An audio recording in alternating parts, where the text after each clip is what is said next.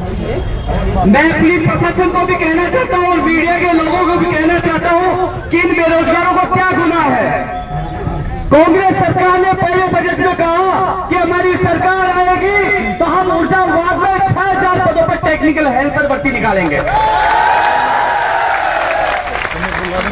और यही बात रही कि हम पंचायत राज विभाग में 2100 पदों पर शहरी भर्ती निकालेंगे। आज 3.5 साल बीत चुके हैं, 1512 पदों पर टेक्निकल हेल्पर भर्ती जब निकाली, जब हमने यहाँ दर्जनों बार धरने दिए और वहां उपचुनाव में प्रत्याशी उतारे, उसके बाद उन्होंने 1512 पदों पर वैकेंसी निकाली, जबकि घोषणा और उनका वादा 6000 पदों पर। पंचायत राज शहरी भर्ती के जो अभ्यर्थी है उनके लिए एक पद भी नहीं है। 2008 के बाद एक भर्ती नहीं है। वो तरस रहे हैं कि हमारी भर्ती की विज्ञप्ति कब जारी होगी। और जो सीएटी जो लागू कर रहे हैं, जो जूनियर अकाउंटेंट भर्ती के लिए कह दिया कि सितंबर में एग्जाम होगी, अरे भाई व्यापक कार्ड छपा दिया कि 30 तारीख डालो पे राशि इत्यादि दे। आप लोग तो तैयार हो, आज पता चलो कि नहीं शादी कहेंगे दूसरा साक्षर यानी कि सितंबर के लिए कहा एग्जाम की तैयारी कर रहे, कोचिंग की फीस भर दी और तैयारी कर रहे थे। अब कह रहे हैं कि दिसंबर में आपको सीएटी देनी पड़ेगी और उसके बाद जून जुलाई तक आपकी दूसरी एग्जाम देनी पड़ेगी। यानी कि लापरवाही और जो तानाशाही अधिकारियों के द्वारा चलाया जा रहा है और सरकार के इसके अंदर की करिए। हम चाहते हैं कि सीएटी से जूनियर अकाउंटेंट को पार करके जल्द से जल्द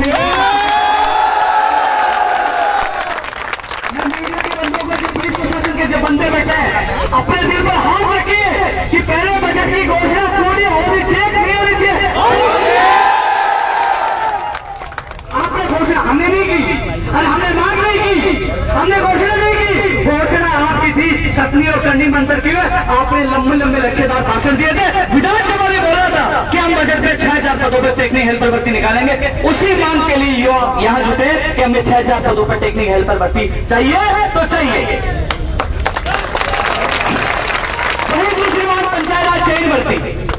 और तीसरी आपने जूनियर अकाउंटेंट। और जो चौथी सबसे ज्यादा महत्वपूर्ण मांग है कि आप पंजाब के मुख्यमंत्री भगवंत मान जी ने कहा कि पंजाबी विषय होना अनिवार्य है, बिहार में बिहार का दिवस अनिवार्य है, उड़ीसा में उड़िया, बंगाल में बंगाली, कन्नड़ में कर्नाटक में कन्नड़, अलग अलग राज्यों में राजस्थान के 20 से 21 राज्यों में राजस्थान का अभ्यर्थियों को पास नहीं दिया जाता है कि गुजराती बोलोगे तो गुजरात में लिया जाएगा।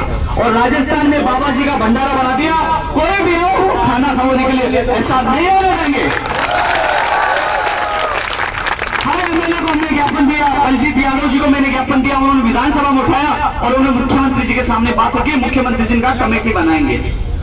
हमें कमेटी नहीं, हमें प्रदेश के बेरोजगार को प्राथमिकता चाहिए, हर बेरोजगार को, क्योंकि जब 20 से 21 राज्यों में राजस्थान के अभ्यर्थियों को नहीं लिया जा रहा तो राजस्थान में भी नहीं लेना चाहिए। और अन्यथा 20 से 21 राज्यों में राजस्थान वालों के दरवाजे खोल दिए, कोई गैरवादी मांग नहीं है।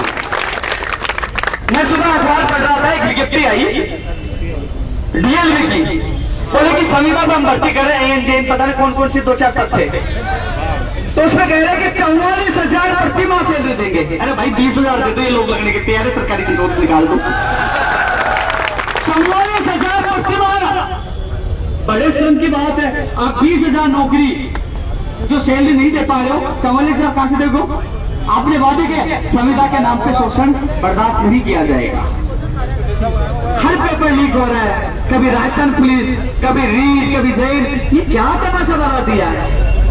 पूछना चाह रहा हूं, जो कानून बनाया आपने, भैया दिवाकर पब्लिक की बिल्डिंग के बुलडोजर क्यों नहीं चला, संपत्ति जब्त क्यों नहीं हुई, अभी टेक्निकल हेल्पर में 2 परीक्षा केंद्र में गड़बड़ी हुई, रद्द करके दोबारा तो करवा दी एक जगह, तो क्या उसके खिलाफ कार्रवाई कर पाई सरकार? कार्रवाई क्यों नहीं कर पा रही? किसी में कहते हैं कि बोले कि कांग्रेस से जुड़े प्रताप पदाधिकारी की स्कूल है, उसका भतीजा है क्या? अरे जेल में डाले, कोई भी होगा, अपराधी अपराधी होगा।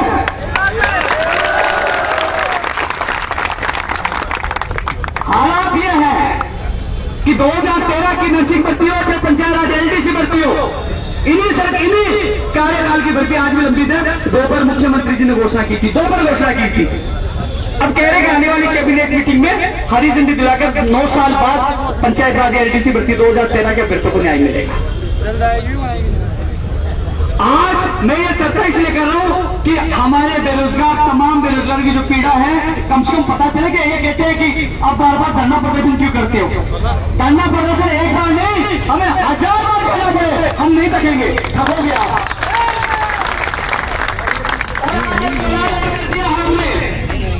आज ऐलान कर दिया है कि 2 अक्टूबर से, यानी कि सितंबर महीने तक तो हमें जितनी बार धरना प्रदर्शन करना पड़े हम करेंगे, हम पीछा नहीं छोड़ेंगे। और 2 अक्टूबर से पूरे राजस्थान में, जो गांधी जयंती के दिन पूरे राजस्थान में कांग्रेस के नेताओं का विरोध किया जाएगा और हर विधानसभा क्षेत्र में बंद हो जाएगा। और फिर भी नहीं सुने तो 2 जनवरी से पूरे राजस्थान में कांग्रेस मुक्त राजस्थान अभियान की पूरे राजस्थान में यात्रा की जाएगी। अब इनके पास समय है सितंबर तक का समय, तो ये नहीं सोचे कि सितंबर तक नहीं, सितंबर तक तो हम खिलने वाले नहीं है, नाक पे दम कर देंगे, क्योंकि हम लोग किसान आम परिवार के वो बेटे और बेटियां हैं जो संघर्ष करना भी जानते हैं, लड़ना भी जानते हैं और जीतना भी जानते हैं। लड़ेंगे और जीतेंगे। उदाहरण के तौर पर यहाँ 3 भर्ती के लोग हैं। उदाहरण के तौर पर मैं बताना चाहूंगा कि ये टेक्निकल हेल्पर वाली भर्ती वाली अभ्यर्थी, ये पहले धरने में आए, निराशा।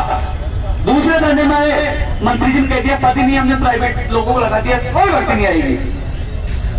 मैंने इसी शहीद स्मारक पर मैंने कहा था मैं ध्यान दे दूंगा, वादा करता हूं आपकी भर्ती की विज्ञप्ति जारी होगी। भाई सच कह रहा हूं, फिर बताइए आप सही है ना? यही मैंने वादा किया। दूसरी समस्या आगे, इनका सिलेबस में इतनी गड़बड़ी हो गई, इनको नुकसान होगा, तो 3 दिन के अंदर, 3 दिन क्या 2 दिन में ही मीटिंग करके इनका सिलेबस चेंज करवा दिया। नहीं होगा। इन लोगों ने कहा कि हमारी एग्जाम 15 अप्रैल के बाद होनी चाहिए, होनी थी 15 मई के बाद होनी चाहिए, और उन लोगों की तारीख आ गई थी 23 अप्रैल से, और इनकी बात 20 मई के बाद इनके एग्जाम करवाई। तो ये लोग संघर्ष में पके हुए रहे हैं और ये जानते हैं कि पदों के, इनके पास अल्प समय है, बहुत कम समय है, आप आईसीयू में हो। और स्थिति यही आपकी जूनियर अकाउंटेंट वाले की, ये भी आईसीयू में। और उनका आईसीयू में क्या अभी तक तो वहां सरकारी वार्ड में पड़े होगा। लेकिन चिंता मत करिए, मैं सरकार जैसे मैं भेदभाव नहीं करूंगा। आप लोग जितनी संख्या में आए हो, मैं मजबूती से आपकी बात रखूंगा, मेरा वादा।